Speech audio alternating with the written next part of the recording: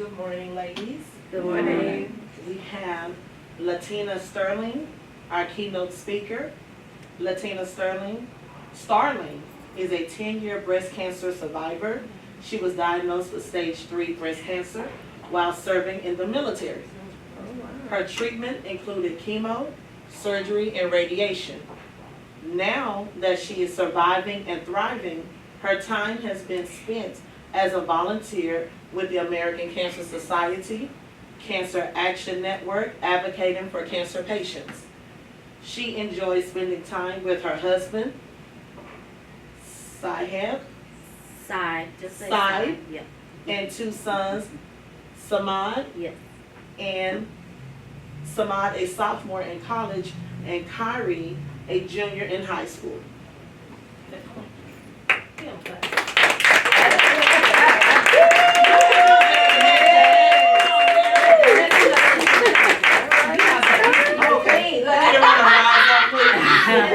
Everyone rise up, please, and let's give our keynote speaker a hand clap. Thank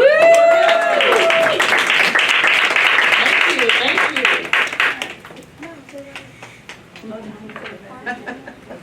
All right. So as she comes up, she's mourning. Did you hear that? Did you see that where it said soldier? You know, there's a song say I'm a soldier in the army, right? Yes. Fighting for the Lord, right? Yeah. In the army of the Lord. I can't sing. In the army. Come on. I'm a Soldier in the Lord. In the army of the Lord. I'm a soldier in the army. Okay, now you need to understand what that meant, because she fought a whole lot of wars, Yes. naturally, spiritually, Yes. and mentally, to be here today. Yes. She's a soldier, y'all. She's a soldier. That means, Awesome. ooh, she's equipped. She's got the full armor of Yes. God. That's what you need to understand. Yes. She came today to help you Amen. understand how to equip yourself. Come on, let's give her a hand praise. I'm holding the rope,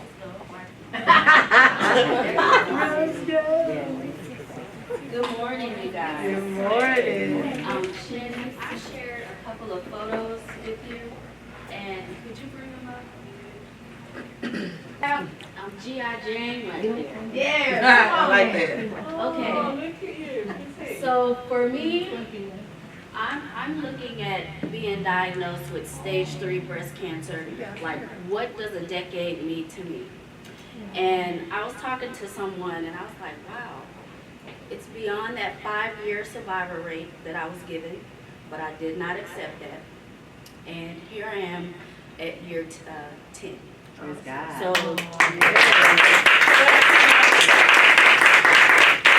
So that in itself says a lot. So I just go through, push through. I don't even think about it. And that's why I volunteer, because I want to take that focus off myself and help others who are not able to help themselves. So I'm using my voice to fight for others who can. So in the military, you have different tests that you do.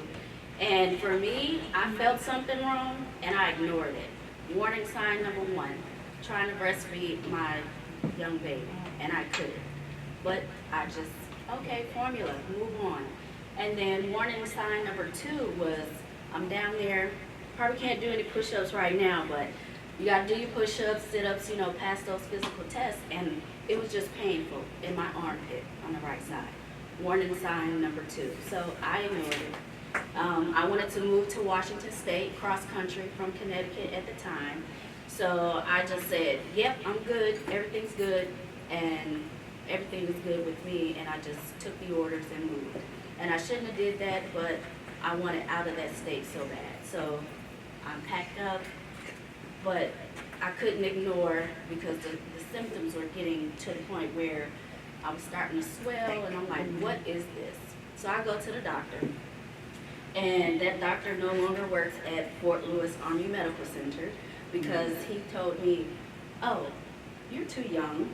What do you talk about cancer? That's nonsense. Here's some ibuprofen.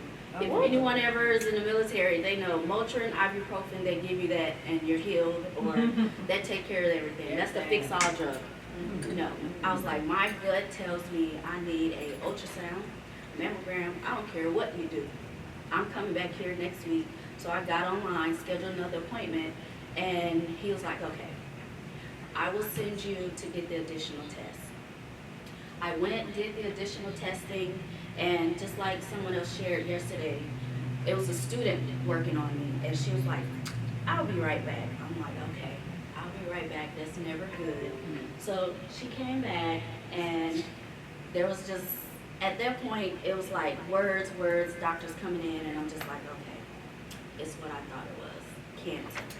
And she sits me down a couple visits later, and there was a box of Kleenex, and she pushed it in front of me, and she was telling me like all this stuff on paper, and I was like, nope, I'm not gonna need that tissue. I'm not gonna cry. I'm not gonna accept this. And when I got to the car, I cried, but in front of her, I was like, no, because you're pushing me that tissue to me, that means that I'm gonna accept what you're telling me on paper, and I didn't want to accept that. So that was just me, like saying, I'm gonna fight for this, and when there's a will, there's a way. Like, you don't have to accept any of, what the doctors tell you on paper. So that picture earlier with my bald head, that was hair falling out little by little, and I was like, you know what? Let's just shave this off, because I'm not gonna wake up the next day with hair all over my pillow and scaring my family or myself. So I just took some clippers and just went to town. My sister at the time, they were all there visiting for my first treatment. So we just took it upon ourselves. And at the time, I was a Mary Kay consultant, so I got on all my makeup right here. So I kind of penciled in eyebrows, put on some mascara, and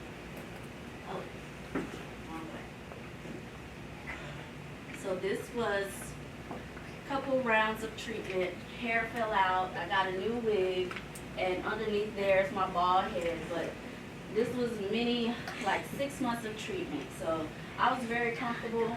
And there was this one lady there. She scared me. She looked like death, and I was like, what is wrong with her? So from that moment on, when I saw her, I was like, you know what? I'm going to dress up, I'm going to put on makeup so that I can feel good, because I did not want to look like her. Like, she literally was like walking. I don't know if it's like stage 4 with her, or she just like gave up. I was like, no, I am not going to accept what, you're supposed to look like when you have cancer. They can tell you whatever they want on paper, but if you feel like on the inside you're beginning to heal, then I just feel like from the outside, all that can transpire on the inside. And this is me a couple years ago. So I'm kind of skipping around in photos. They're not in order, but I call this my power pose. Being, I guess, for others, and I don't want to be. Okay, that's all right. Yeah.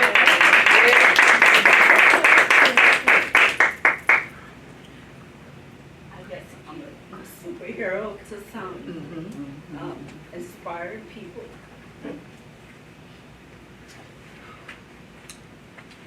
And I haven't spoken in a long time, so excuse me. You're all right. You're all right. People are watching me and my family, and if I can be or portray that strong woman for them, then this is me and my power pose.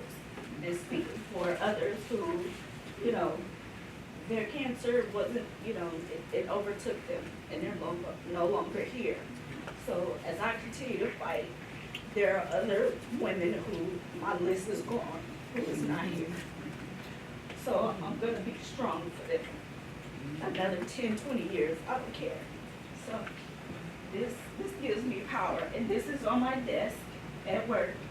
And everyone commented on it. I'm like, oh, that's just me. I'm a superhero to others. And I'll continue to inspire, because my kids are watching, my mother-in-law is watching, and she she always tells me, "What are you doing now? You're not tired?" No, I'm not. You better come on. We got days to do. Going. So these are my siblings. I have a younger brother, but he's not in that photo. But my hair, this is like second round of chemo. My sister, she loves to style hair, so she's styling it, and she goes, "Uh-oh." I'm like, "What you mean, uh-oh?" So it was like a handful of hair came out at the top. But we get to, this is JCPenney, like all of us together. It's funny how a sickness or death or whatever brings everyone together. They were like, "Let's get a family photo." And I was like, "Okay." So my sister was like, "Well, how you gonna style your hair? Your hair keep coming out from the chemo." So it's spritz and a lot of fluffing. But most of my hair was falling out. And I had thick hair at this time, but the lady was like, "Ma, you have beautiful hair." And me and my sister looked at each other. She had no idea that chemo has taken out a good chunk of your hair, but we kind of masked it all together and made it look pretty for this photo. So I look at that photo, I'm like, people have no idea what was going on, but my hair was just coming out. So she made it look good for the photo. And this, let's see, no, that's Survival Thrive Planning. Sorry. This is my mom, and I call her my angel.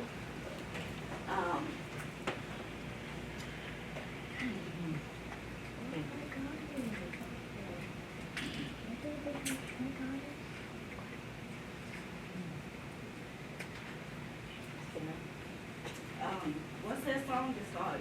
"You're my angel." Yeah. I play that song all the time, and it reminds me of her. And that's my mom. Praise God. And that's that kid in college. And you could probably guess which one is mine. He's wearing the pink shoes. Yes. He's taller than the ceiling. He'll probably have to duck coming in here, but he spent his whole summer.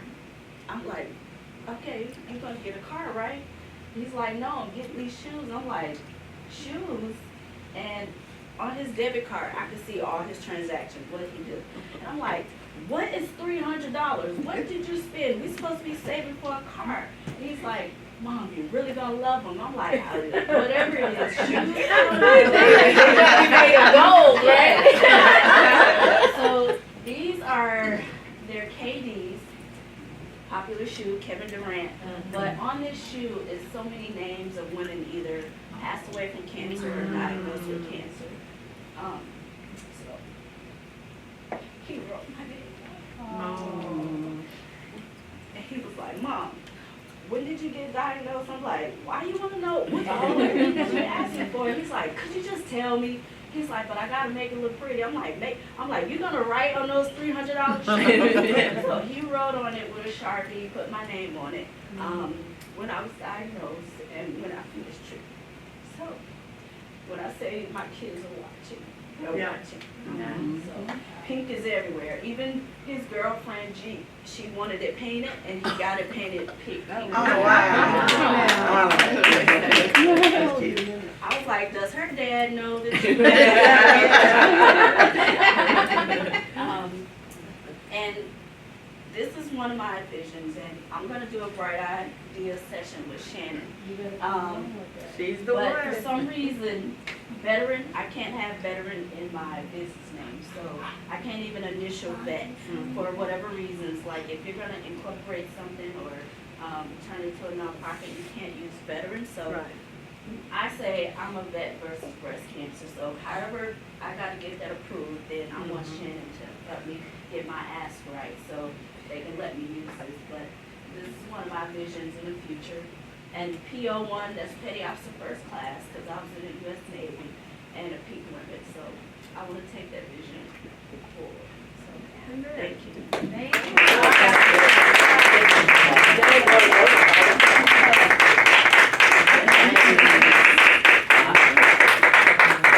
Okay, so does anyone have any questions? Anyone have any comments? Anybody want to inspire her before she takes her seat? Anyone have anything they want to say, ask, questions? Well, how old are you? You don't look old enough to have a big boy like that. Well, I'll be 40 next Friday. Yes. Party tonight. I'll be 40. Yes. Two celebrations. Two celebrations? Celebration of life. Yes. Celebration of life. In all perspectives. So can you say you striving now? I'm striving. Uh-oh, wait a minute, can you, Right. what, say how many years? Striving. Did y'all hear 10 years? Y'all been power. I'm telling you, there's some power, some people that overcame some stuff up in here. Yes, 2 or more gathered, 10 years. Yeah. Right. Son in college, family still intact. Yeah. Come on! I think there's Yeah. a correction. Huh? I think there's a correction. Okay. Correct. 10 years, you're thriving. Yes. You've passed striving. You're Uh-uh. thriving. Yes. Say that one more time. She has surpassed striving. She's Uh-huh. thriving now. Thank you. Thriving. And Shannon and I connected in year 2013. And I think we're related, so we got we gotta sit down and talk. But Shannon, she was scrolling, posted on Instagram, and she was like, "Survive and Thrive Houston." This was a year ago this month, and I was like, "Well, let's do it. What we gotta do?" So, thank you for putting that out there, and we kind of making this happen. So, you know, we'll come back to Houston in a couple of years, but I'll follow you the next 5 places that you plan, and it'll just be bigger and better. So thank you all for listening to me. Thank you.